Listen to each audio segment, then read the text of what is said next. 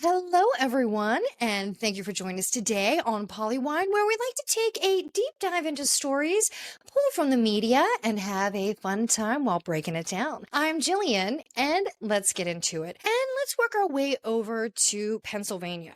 Well, Punxsutawney Phil saw his shadow, so according to I guess the Phil theory, that means 6 more weeks of winter. Bringing us some tough news already, Phil, in the new year. But according to Phil, 6 more weeks of winter. So brace yourself. And let's get over to another side of Pennsylvania and a little bit more of a sad story here. That is the medical plane crash that happened on Friday evening. Just such a terrible, tragic story. There was a medical airplane that had left Philly with a transport patient, and it was a young girl, her mother, and several crew members, medical crew members, and then the flight crew. With about a minute and a half into their flight, just left the airport, it exploded and just fell to the ground in a very heavily populated area.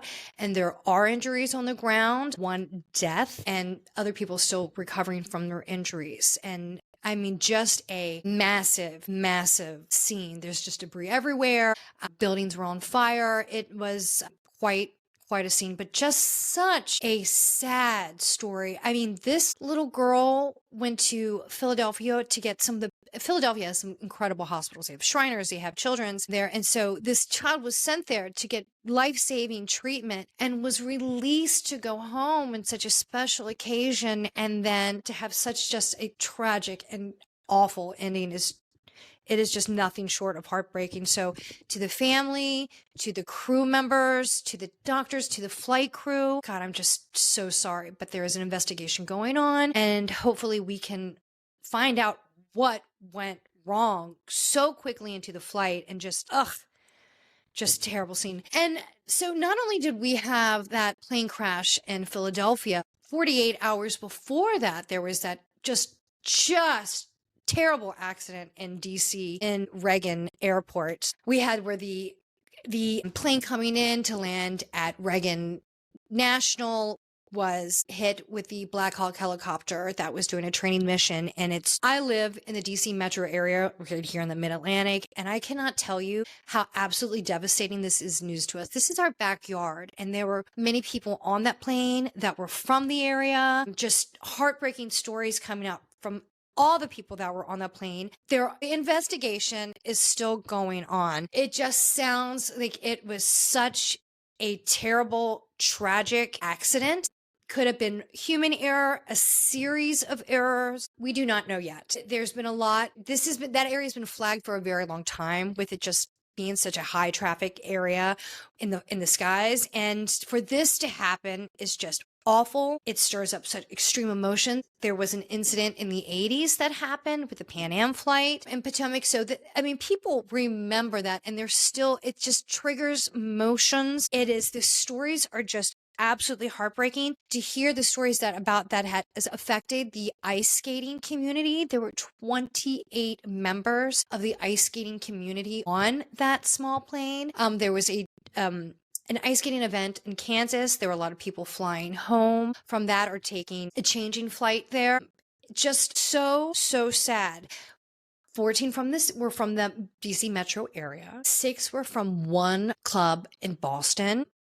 The stories are just heartbreaking. There was one family in Northern Virginia where their whole family is just gone. It was 2 young, beautiful girls that had just such a passion for ice skating, and their goals were to go to the Olympics. And they were on that plane coming back from this event in Kansas, and their mom, their dad, and the 2 girls are on the plane, and the whole family's gone. It's just so sad. And it's not just the ice skating community, but there's the stories of like this girl that was flying home early to be with friends and families on her 33rd birthday. This young lawyer that had her whole life and career ahead of her. I mean, those were just to name a few. There were so many beautiful, beautiful people on that plane. And then you also hear the stories of the 3 service members who were on the Black Hawk helicopter, and that's just heartbreaking too. Yet, a female, two men, all young, their whole life ahead of them. They had families and loved ones that were waiting for them. So, so sad. And again, there are a lot of theories coming out about what was the cause of this accident. So much loss of life. And of course, people want to have someone to blame. Let's not be hasty. Let's not get ahead of ourselves. Both black boxes have been recovered. So they're doing the investigation there. We hopefully will have answers soon. The recovery of the fuselage has happened. Yesterday they did start pulling the actual plane out of the Potomac, and it will take a little bit longer for the Black Hawk to be recovered, but they are working on that.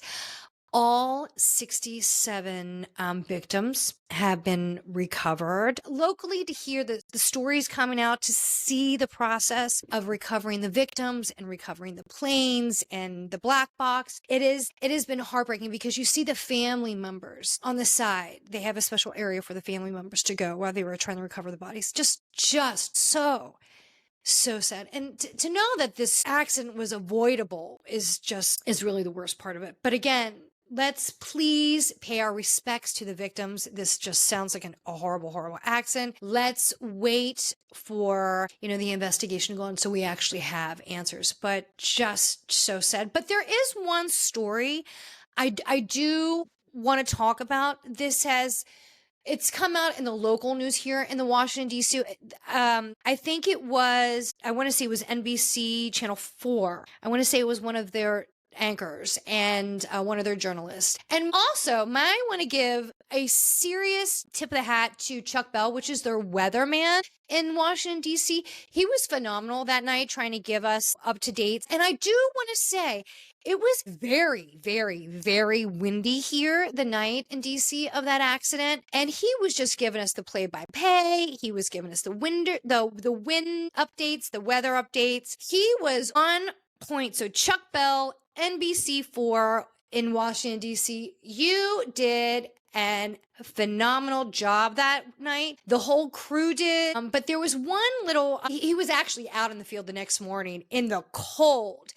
And he gave this one story, and it was a little emotional. I come from a military family, and it really choked me up, but it was really good. And I don't think it got some national news, but there was a rookie firefighter that was there when one of the first victims was pulled out of the Potomac, and it was the young service member who was 28. And I want to say his name was O'Hara. Please pardon me if I get it wrong. I mean, no disrespect, but his body was one of the first to be recovered. And I'm sorry, I'm getting a little choked up here, but when this rookie firefighter heard this story, and he was a former Marine, and when he heard this and saw this gentleman being recovered, he stood by that victim for several hours to give his respect. And as you absolutely should, to say there is something to be said in the military. And I'm getting a little choked up here, and that's okay. I get a little choked up, and that's okay. No man left behind. So this victim had no one there. So this man on his own, stood there as respect over the victim until he was relieved by the proper military to relieve him.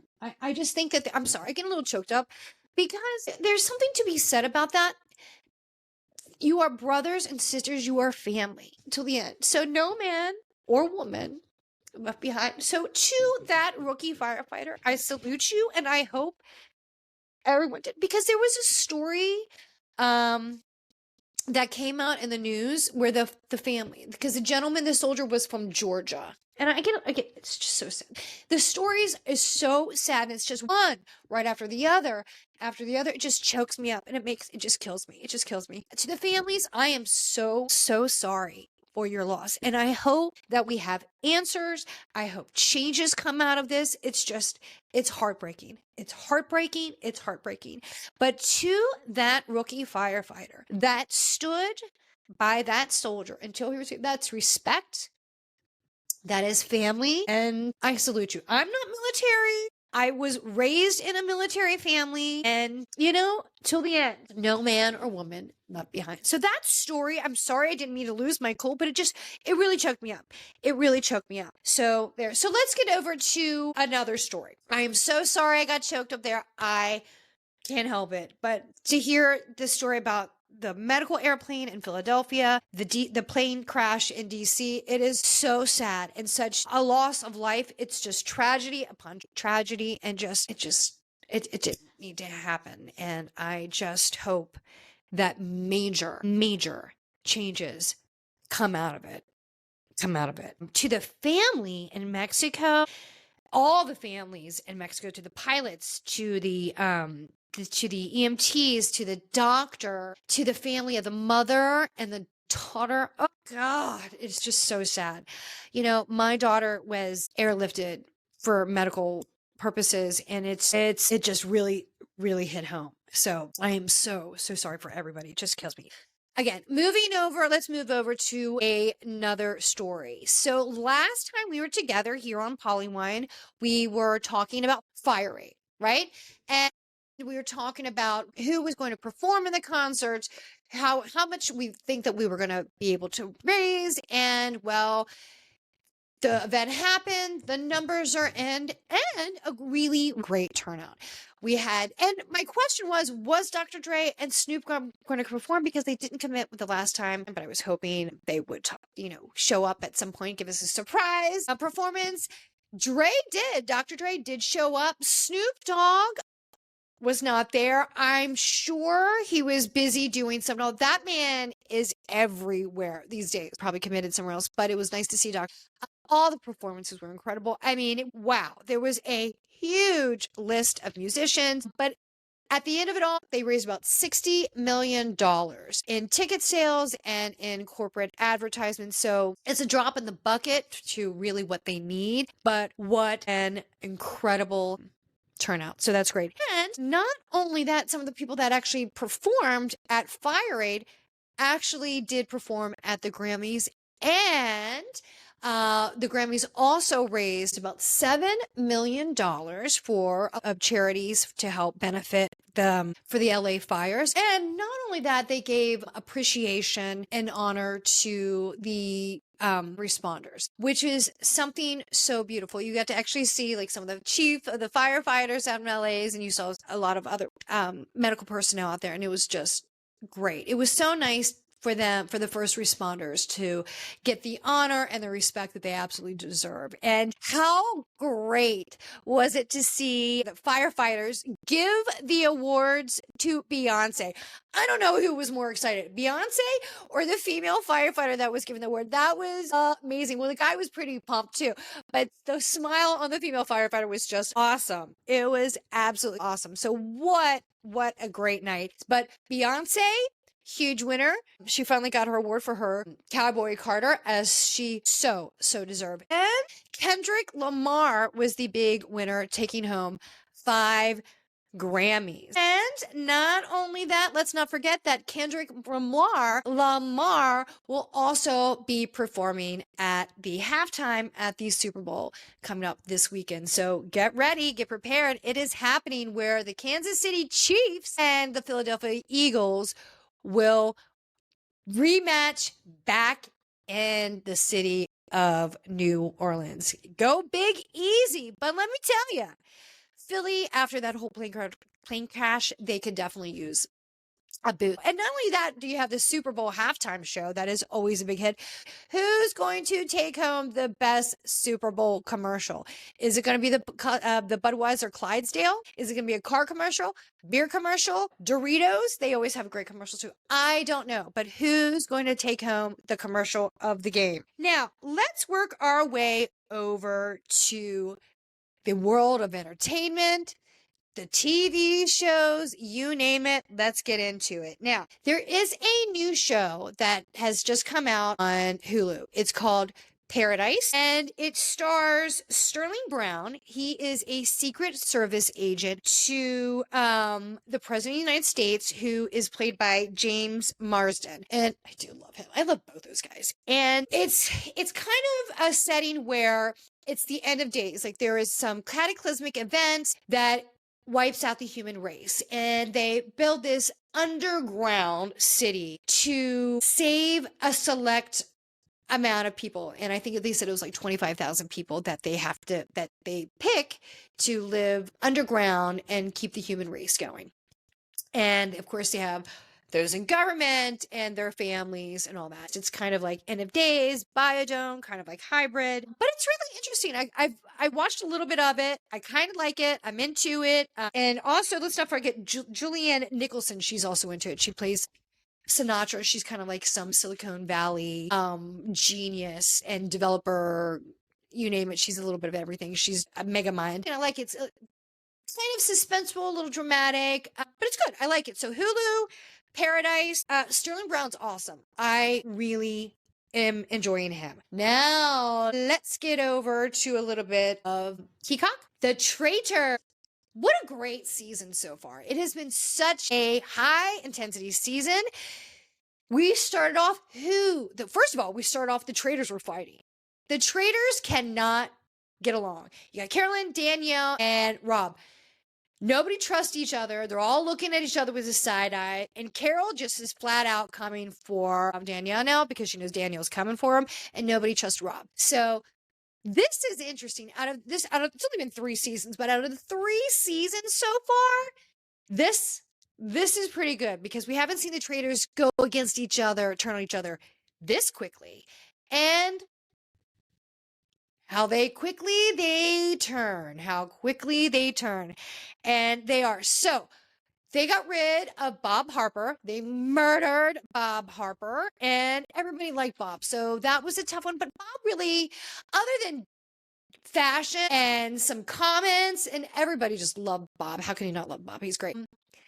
He wasn't doing a lot on the show. So they got rid of Bob. I did miss Bob. But Bob, I still say you are wrong when you stated the other week on Watch What Happens Live that you were about Jennifer Tilly on Beverly Hills. No, sir. No, sir. You are wrong. Jennifer Tilly is amazing. She is an amazing asset, and I love her to death. Do not get rid of Jennifer Tilly. She brings kookiness. She brings fashion. And I'll get to it in a minute, but she said something that was so funny this last week's episode or 2 weeks ago that I still, I think every woman it just felt so funny. But so traitors, so they murdered Bob. Bob gone. And who did they banish? Well, the roundtable was very good. Very good. It's always high intense. And you could, it's just, like I said, I always talk about it each week. Well, some people go in there with the mindset, I'm going to vote this person out. And then when everyone else starts putting their input and then their theories out, I think this person might be a traitor. And I think that this person might be a traitor. And then they start stating their case.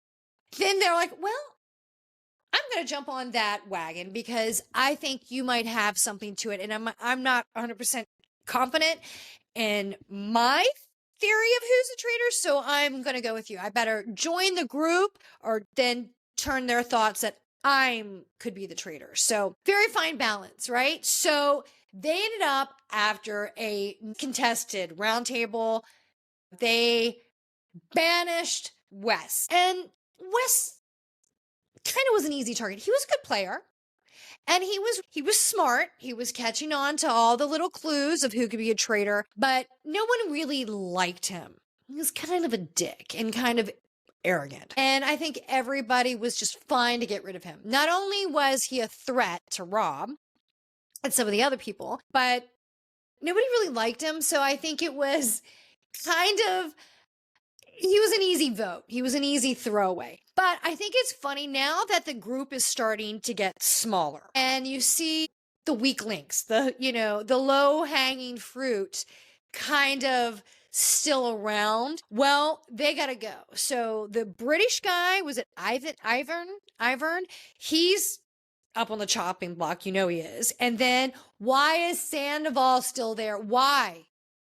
Why? Just so people could tune in to see if he gets axed? Because nobody's really enjoying him and he's not bringing anything to the table. And when you came for Dolores from the Real Housewives of New Jersey, bad choice. And she got word that Sandoval actually had said her name and it was great. It was great at the round table. She first came up and she said, well, I'll start. Tom, I heard you said my name, and you just immediately see Tom Sandoval's reaction. And you can see the fear in Sandoval's face because he just got called out. And right away, you can just see because she made it through, and so does Sandoval. But Sandoval, dead man walking, okay? She's got your number, and she's coming for you. And Dolores doesn't let things go. And watch out, Sandoval. She's coming for you. Oh, I love me some Dolores. I love Dolores. I love Dolores. I love Dolores. But it was great. So they got rid of Wes. He's gone. Now Sandoval. Ivan, you know you're coming around soon, but it's getting close. It's the group's getting smaller. The good people are still there. I like it. I like it a lot. So far, great season. And of course, Alan Cummings, you are everything. I love you. You are great.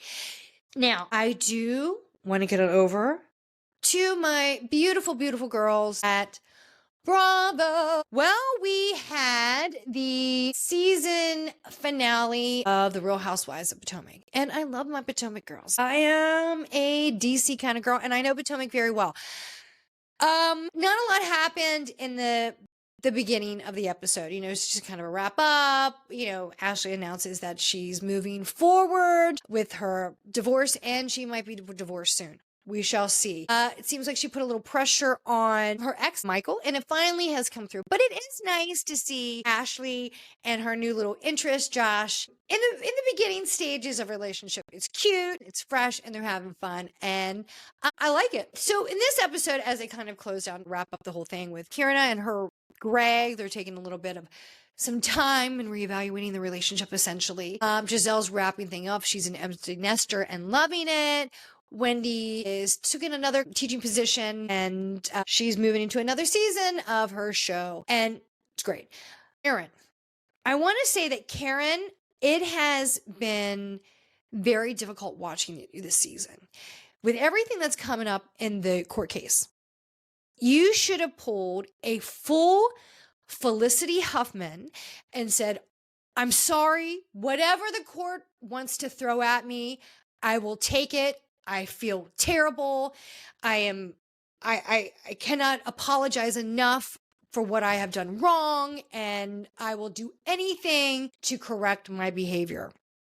This is the approach Karen should have taken, and she has not. And she's come off like such a villain this season, and just delusional and ridiculous. And, you know, this whole scene with the Strut for Strays, the charity event that Stacey has, you just come off awful. Mia at this time was like, I'm done with Karen. She's come at me all this season, and I'm tired, and I am not dealing with it. And I think that was a right approach to take. It's been a long season for you to figure that one out, but I'm glad that you finally did. And then you see that at the end of the show, that her and Eek have kind of taken a pause on the relationship, but you know, they've been on again, off again most of their lives. So it might happen again. We shall see. But to see Stacey and Karen go at it was really something. But during this episode, we got to meet one of Stacey's friends, and AJ.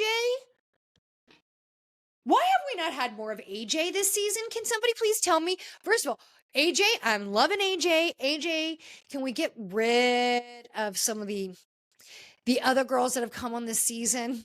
You know, with the Housewives, can we get rid of some of the friends of and all that stuff?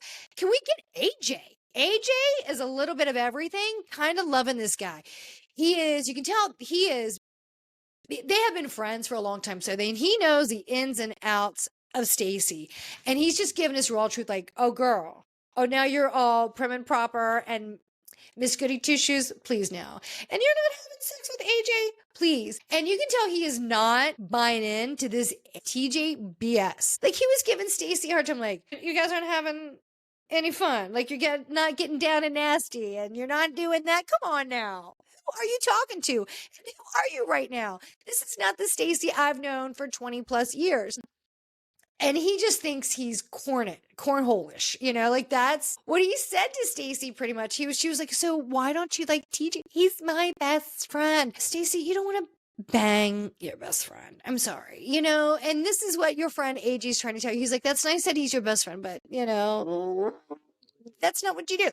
And And he just said, I think TJ's just giving me a little bit like he's corny. I'm not feeling it. I don't think he's right for you. If you guys want to be friends, but I don't think he's the right guy for you to like get into a relationship over. So uh, everyone agrees with AJ. And then when AJ goes to support his friend Stacy at that Strut for Strays event, and TJ walks right up to him because, he's got to lay down the rule because I guess word must have gotten back to him that our friend's not really feeling him. And he just comes up to AJ aggressive. This is TJ. And he's like, so we're here to support Stacy, and we've got one common goal in mind. That's Stacy, and we're all ride or die for Stacy here. So we got to be together as a team for Stacy. And gross, wrong approach. I think that was an immediate turnoff for Stacy's friend AJ, and it was for all of us. I think all the viewers watching were like, "Ew, like what's up with this guy?" Not having it. But so the event kicks off.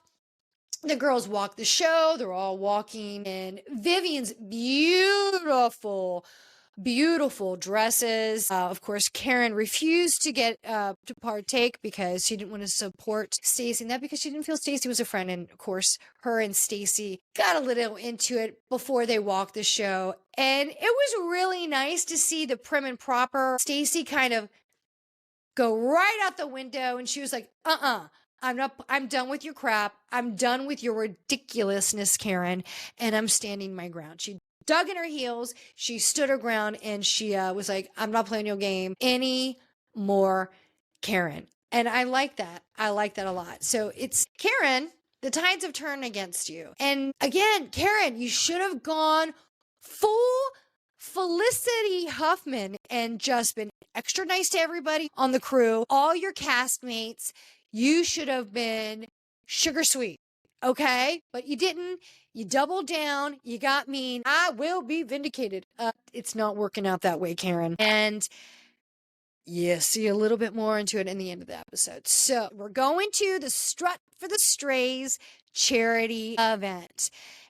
It started off going really well. It started off without a hitch. She had, Ashley walking with her little cutie. Wendy walked with her dog, surprised everybody, adopted a dog. Mia adopted a dog. They all looked great. Giselle didn't walk, but she ended up buying one of Vivian's dresses, and that story was great because Wendy wanted it. Wendy couldn't get it, so she went back and bought the dress. And some people thought it was a little too hokey. I thought she looked great in it. I love the dress. I thought you looked great, Giselle. And I thought the story was fun. She didn't get the dress, so I went back and got the dress because they said no one could wear the dress. So I'm going to wear the dress. So good on you. You look great in it. But it was a really nice charity event to raise money for the animal rescue and hopefully adopt some of the dogs, and some of them did get adopted, which is great. But as they are walking through the finale, thank you so much, giving their credits and thank yous to everybody, and the grand finale, smoke machines just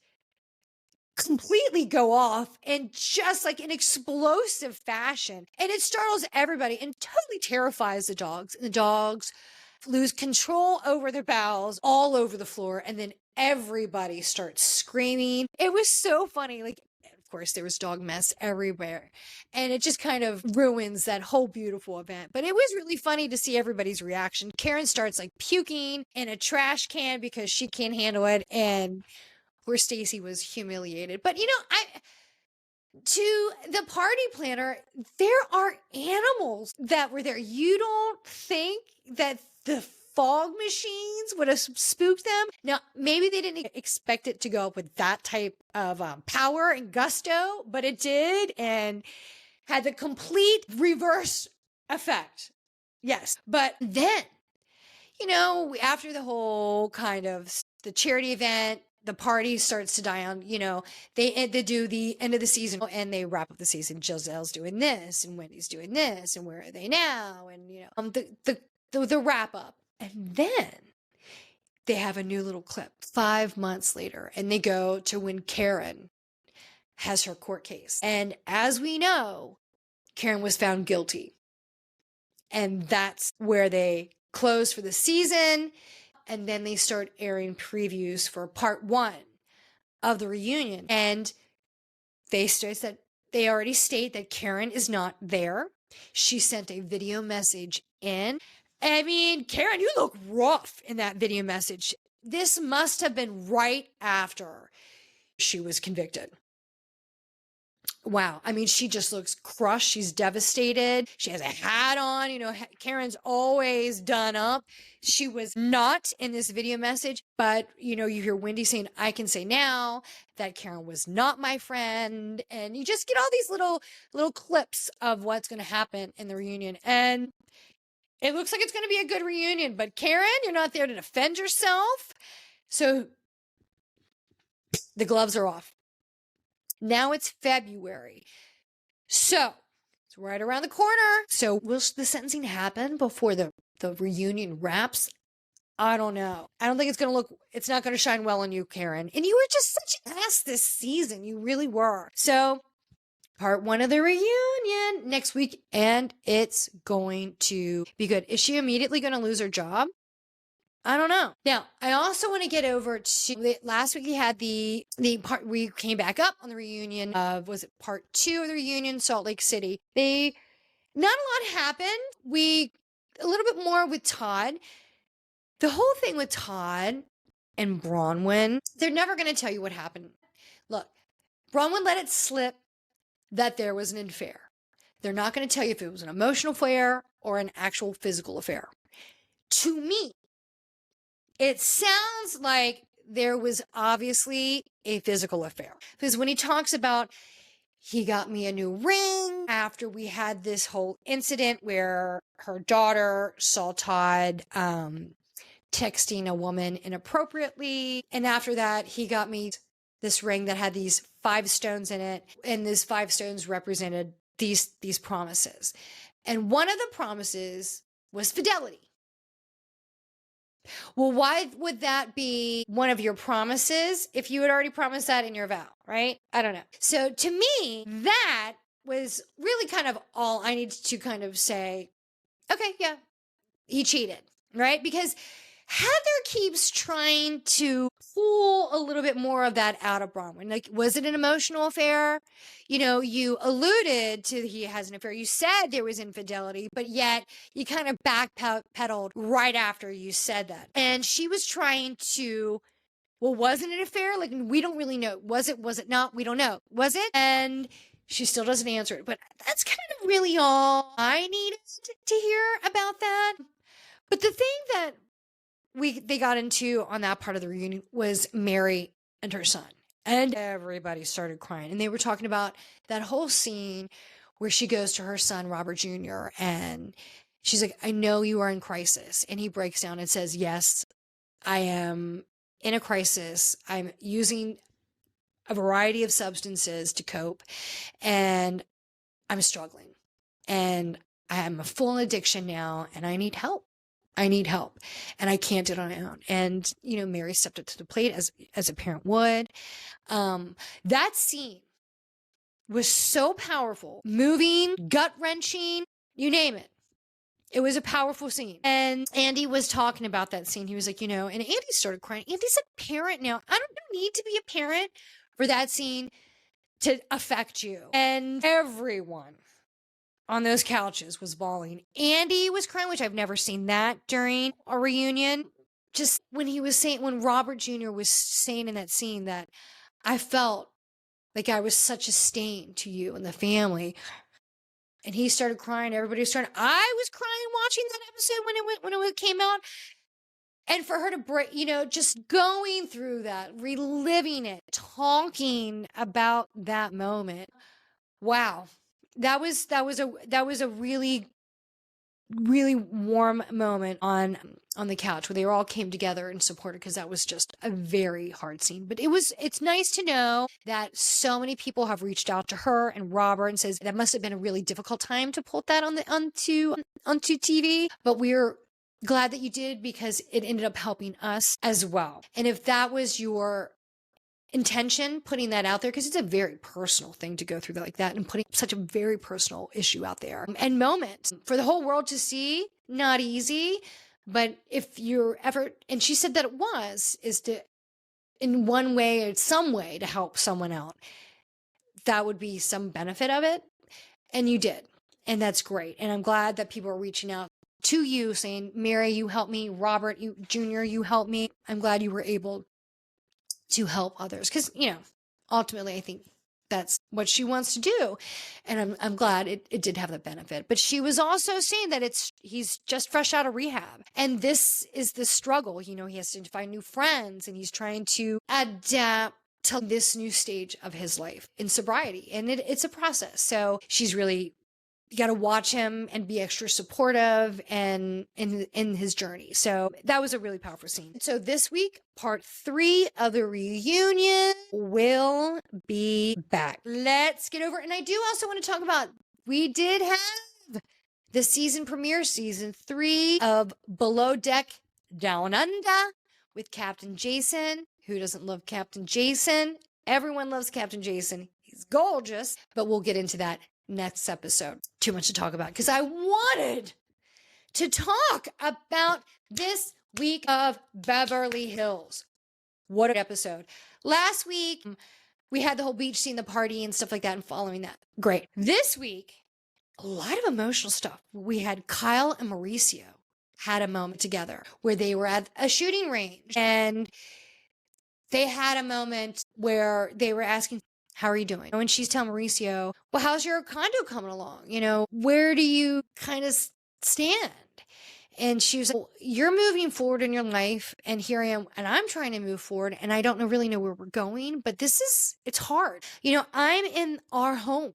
Our family home, where all of our memories are in this life that we built together for so many years. And this is the way it looked in this space of ours for so long. And now it's just different. And you're living your life in a different way. And our kids are moving on in their lives in a different pattern. And everything that I've ever known in this space that we built together is very different. And you're creating this new life for yourself.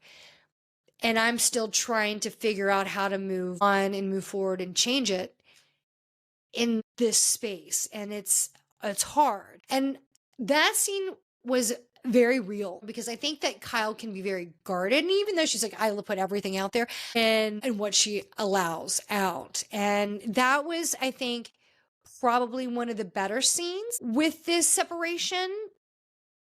I don't know if they're ever going to come back together. Who am I to say what works best for them? But it does seem like they still do love each other. It's sad. There's obviously trust issues. There's been a breakdown in the trust, in the stability of the relationship. It seems to me like there's major trust issues. Trust has been broken. That seems to me the big one. And she said that in the reunion, and last year that's kind of why they took a break. But you can still that they love each other. Look, sometimes you can still love somebody and you can't live with them. It seems like a hard thing to say, but it's true. You can love somebody and just can't spend your life with them, but you can love them. Maybe that's how it is for them, but it's just unfortunate because you can still see they really do have a strong feelings for one another. So I don't know where they're going to go. It seems like they are going to go towards divorce. They are living separate lives, but maybe they can come back together. I don't know. It doesn't seem like they know, but I'm glad that they still can be there for each other in this weird time, but they're still a good, strong family unit for the kids because no matter what this weird time is for them, it's weird for everybody. So I'm glad they're still strong for each other.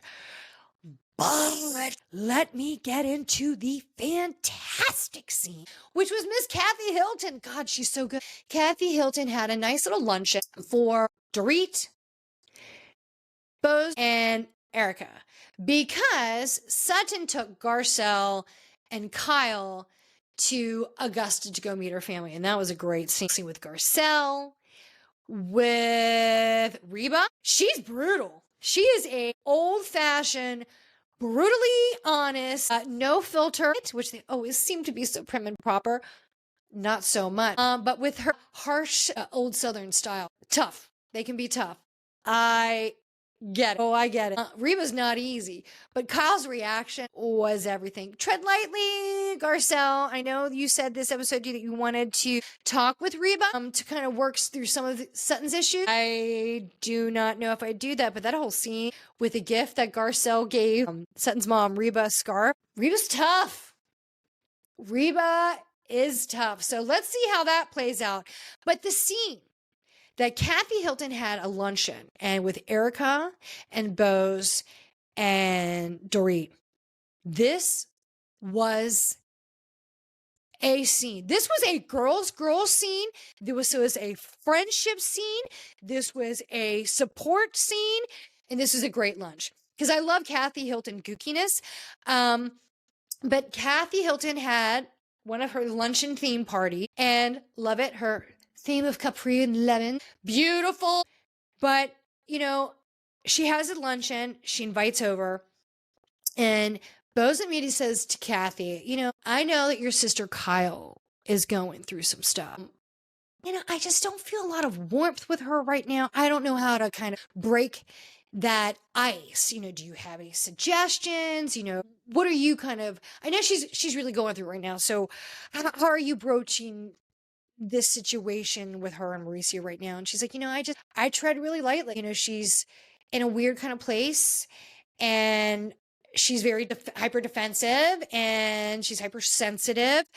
So I kind of not really try and talk about it. I just want to be there and support her.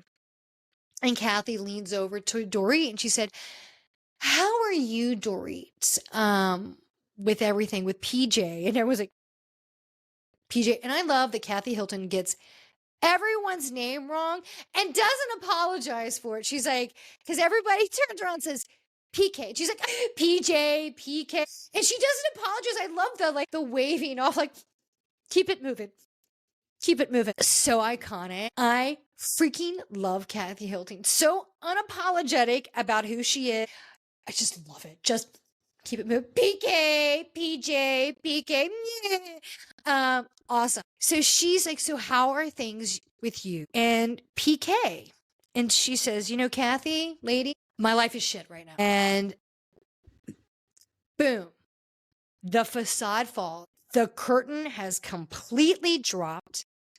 Yes, it's like the curtain from The Wizard of Oz has fallen through. There is no wizard. Wow. Because she was like, how is it? And she's like, my life is shit. My life is shit. And she said, well, and you can see Kathy's reaction and everybody was like, they were not expecting this. They were obviously not prepped for this conversation because I think they just thought she's like, you know, she's just kind of precious. She's been a little bit delicate about what she's put out there about the divorce. And as she should, she doesn't really know what she's going through. It's a little bit of murky water. She doesn't want to put too much out there because if it goes to court and it sounds like it's going to go in that direction, delicate is best, right? Well, you don't want anything you say can and will be used against you. And so she's been delicate with what she's put out there. But boom, today she's pissed, she's angry, and she's letting her guard down. So Kathy says, you know, I didn't, wow. And everybody's reaction was like, oh my God. And she said, well, I'm sorry, it's so awful right now, but he's a good dad, right? Like I always kind of got the feeling that he's a good dad. And Dorit's like, no, not really. And you just see Kathy's reaction, and you see Bose like, ugh. And Erica, like everybody's reaction. And by the way, I want Bose in my friend group. Not only is she a girl's girl and how she supported Dorit this whole time, but her expression and her reactions are amazing. Just like, girl, no, he didn't. Just the sound effects alone for the conversation, just a great. She should have like some sound bites just of Bose. Like, Samuel L. Jackson used to have like an app back in the day of just his sound clips. Bose needs one. And so Dorit's like, no, he's not. He's not a great father. And she just starts letting everything out there. Like he travels all the time. He's not there. And here I am. And I've been putting up this front to everybody. to my kids, to the world, that he's this great dad, he's this great husband. Yes, he travels a lot, but he's so there. He's proactive. He's he's a partner. Not so much. I mean, she just let it all hang out, like he traveled. He's MIA half the time. I can't find him, and wow. And then she lets it spill that Dorit woke up one morning to this 7-page email. And when you get an email like that or a text message like that, when you just wake up and you one eye open before you've had that first sip of coffee, somebody has thought about this for a long time on the other end and has waited till you go to sleep, okay? To send this email, to take the time to write it. So, it's almost an ambush. And she said she was like a barrage of things. Like, it was legal, it was financial, and it was, pointing in the direction of divorce. Like, this is what I want. Like, by the end of the month, I'm going to stop paying the mortgage and all other expenses pertaining to the house, all this stuff. And she was like, I was completely blindsided by all of it. And she said, and I just found out that, we've been married 9.5 years. And under the state of California, that if you were married 10 years, well, you get half. And then Erica started explaining a little bit about what this law is and in California and how it kind of plays out. And she was saying, after 10 years, it's considered a long-term relationship. And at that point, you get half of everything. And spousal support, half. And so if you're going to end a marriage, do it before 10 years. And this is kind of the direction where Piki's going. And, Dorit is just a mess. She is just reeling from all this. And this is where Erica comes in and shines. And she was like, all right, Dorit, this is where I have to come in as a friend, because I cannot sit here and let this happen to you. And you told me if I need to say something, I should. And this is where I need to step in, because I cannot hear this and watch this happen to you without saying something. So here we go. You need to lawyer up. From what I'm hearing right now, he is planning legal action. He is, preparing himself for this fight, and you need to get a lawyer. You need to protect yourself and all your assets. You need to protect your kids, because now it's game on. And from everything that he's just put out there in that email that you were not expecting, he's preparing himself. He's getting things in order, and this is what's happening. And you need to prepare yourself. And Dorit says, well, what if, I'm not ready to walk away? And what if he's not willing to walk away? And she's like, everything that he just said to you in that email is pointing that he wants a divorce. So you need to prepare yourself and you need to get ready. And you just see like Kathy Hilton, like still just shell-shocked by all of this. Like, she's like, I did not expect for you to say that. I didn't expect this conversation to go in this direction. And here we are. And then you just hear Bose on the other side. Girl, no.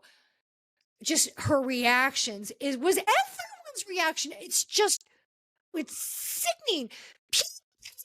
You dirty dog. And I hope this conversation with Erica, Bose, Dorit, and Kathy, I hope that this conversation bonds and binds them, because this was, I think, a pivotal conversation, and they really rallied around her in this moment. And again, I don't think anybody really expected this brunch to go this way, but I'm glad it did. Not only was it a great watch, it was really a good watch, because I was just like, no, I was screaming at the PK. I was like, PKUS. But I was so proud of Erica to be like, I have to stand up for you. This is Erica. Erica, you shine brightly in this episode. You absolutely did. She was like, okay, stop right there. you got to lawyer up, girl. You got to protect yourself because he's coming for you. He's coming for you, and it's not going to end well for you. And she's like, if you do not make these choices for you, it will be made for you. And she's right. She's absolutely right. And like I said, Kathy Hilton the whole time was like, because Kathy Hilton has lived in Beverly Hills and in New York. She has seen so many divorces. She knows. She knows. We always see these girls lunching, and this was a great lunch. I'm not shocked. I'm not shocked that this is how ugly divorces get. And Erica said it. She's like, the gloves come off when the divorce happens and you see the worst in people. And you do. And this is ugly.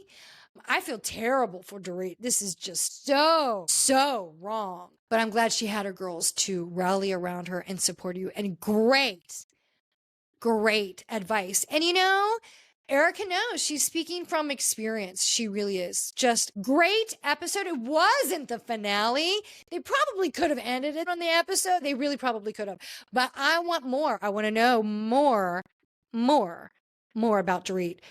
Great episode. Please don't end the lunch because it just stopped there. There's got to be more coming out of this conversation. Please don't end the lunch. I want more. Great episode, Beverly Hills. I was giving you a hard time because not a lot has happened this season. That lunch should have been a whole episode. It was so good. So, Beverly Hills, thank you for giving it to me. We're going to come back and talk a little bit more of Below Deck Down Under. There's some new shows I want to introduce on different streaming services, but don't forget, we also have this weekend on Sunday, the Super Bowl. So go Chiefs, go Eagles, let's go. And let's see who wins the Super Bowl award for Best Commercial. So thank you so much for joining us today. Please follow us on Instagram at Pollywine. And please follow, like, and subscribe to Pollywine wherever you get your feed. Thank you so much and have a great day. See you soon. Bye.